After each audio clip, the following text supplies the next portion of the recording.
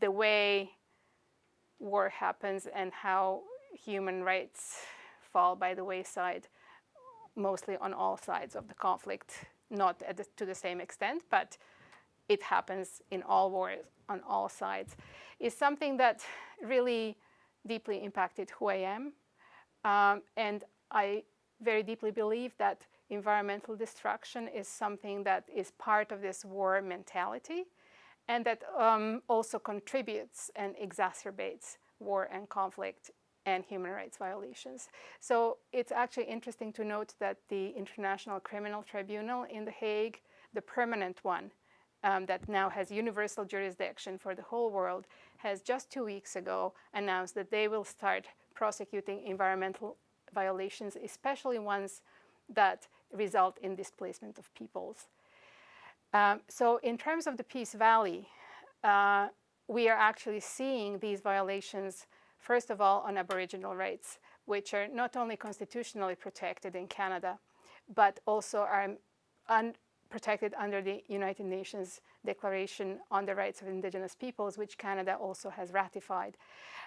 So to push through a project that would actually completely contaminate Aboriginal fisheries, that would decimate their hunting grounds, that would flood over 300 sacred and spiritual sites, including grave sites, against the consent of the peoples who live there, who have had a treaty with Canada for over 100 years, is something that is truly an abomination. We're building the dam in the northeast portion of British Columbia. We're building the dam on the Peace River, which is a river that runs from the central west portion of British Columbia into Alberta and then up into the Northwest Territories and flows eventually into the Arctic Ocean. The project would be a third dam on the Peace River in British Columbia. Upstream from where we're building the Site C dam, there's the WAC Bennett Dam, which started generating electricity in 1968. Downstream of the WAC Bennett Dam is a second dam called the Peace Canyon Dam. The water out of Peace Canyon Dam would then flow into the reservoir for the Site C Dam. The dam is about 7 kilometers from downtown Fort St. John. It would be an earth-filled dam, approximately 60 meters high from the riverbed, approximately 1,050 meters across. The reservoir behind the Site C Dam would be 83 kilometers in length, on average would double to triple the river width, and it would hold water for 2 to 3 days. Despite the impacts that the project has, because it has impacts, but despite those impacts, they're significantly reduced because you're not having to store water for long term. And yes, it does have effects, but everything you do to create electricity, whether you're using solar, whether you're using wind, whether you're using microhydro or biomass, everything has an impact. The report of the Joint Review Panel was really clear that the proponent, our electric utility BC Hydro, has not proven that there is even a need for the project, that the project would have severe impacts on First Nations use of the land that could not be mitigated. It would have severe impacts on fisheries and wildlife and some rare and endangered species. So it was very concerning to us and a huge disappointment when both the federal and the provincial governments approved the project in 2014. Especially this year, we have seen a huge outpouring of support for the opposition to the dam, support for the First Nations, rallies and demonstrations across British Columbia. So this year has been really encouraging, while at the same time also hard to actually see the preliminary works and what has already been done to the valley in terms of the logging and the building of the reinforcing of the banks and the destruction that is happening.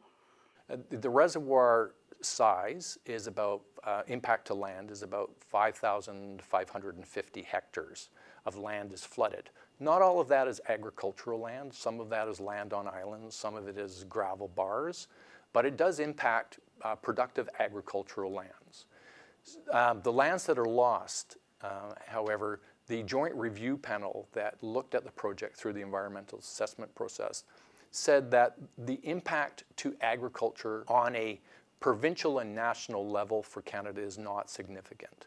What we propose to the Joint Review Panel is that the loss of those lands can actually be made up in regards to production. So we've provided an agricultural fund of approximately $20 million that's available only in the Peace River region to help increase the productivity of lands in the Peace River region to make up for the loss of the productivity that will come by flooding the farmland, some of the farmland in the valley. In terms of displacement, we also have the farmers who are not Aboriginal peoples, but who also have rights. And they are actually looking at having to leave their farms. Some of the houses will be flooded, others it's mostly land. In terms of our ability to feed our people when climate change strikes, we have already seen prices go up. Now a head of broccoli is $7, $8. This will only get worse. The Peace farmland is so uniquely productive because of its northern exposure, because of the huge long daylight that it has from in the summer from 3 in the morning until 11 at night, protected from the winds down in the valley by the river. Very warm and very hot in the summer, that microclimate, getting warmer and hotter with climate change, yields are huge.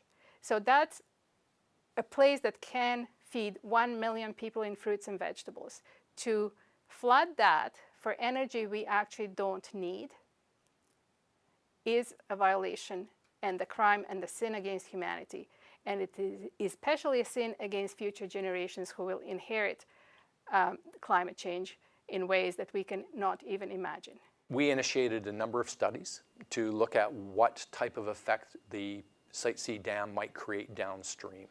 And keeping in mind that the Peace Athabasca Delta, located in Alberta, is 1,100 kilometers away. That study showed that there would not be any significant impacts to the Peace River Delta at all. That minimal impacts that might occur are attenuated as you move downstream. Because what happens is the Site C dam actually will not change the flow regime that people presently see or that the Peace Athabasca Delta is encountering. That flow regime stays in place. We're just moving the control point on the river 83 kilometers downstream from the Peace Canyon Dam. The short answer is that there will not be an impact to the Peace Athabasca Delta from the Site C project. The First Nations at the other end of the Peace River have launched a process under UNESCO to protect their World Heritage Site, the Peace Athabasca Delta, which is protected as a Wood Buffalo National Park. So it's both a national park and the World Heritage Site, the biggest freshwater delta in the world, and it's at the confluence of the Peace River into the Arctic Ocean, so quite far from the Peace Valley. But because it's so unique and because of its hydrology and its dependence on flooding from the Peace every spring, it is liable to slowly die if this dam goes in. With 2 dams, you can still release an artificial pulse of water every spring to recharge the delta and all the lakes that are higher elevation that this way receive water.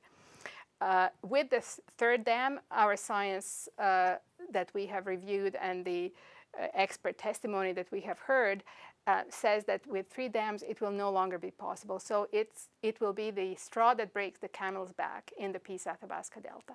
We're seeing a potential population growth of over 1 million people in British Columbia in the next 20 years. And that number comes from Statistics Canada. And we're looking at the potential for economic development. So mining, forestry, natural gas resources, and potentially liquid natural gas.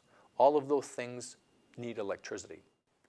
It is quite an important political moment for the new Trudeau government, who ran on a platform of restoring Canada's reputation and the honor of the Crown with First Nations. So to have an international body actually find that Canada is not taking care of a World Heritage Site and that it's now a World Heritage Site in danger, that's not been the finding yet, but it could be a finding and it could be voted in. would be quite a shameful reflection on the new Trudeau government. And I'm sure they know what's at stake here. So our hope is that they will take action before it's too late.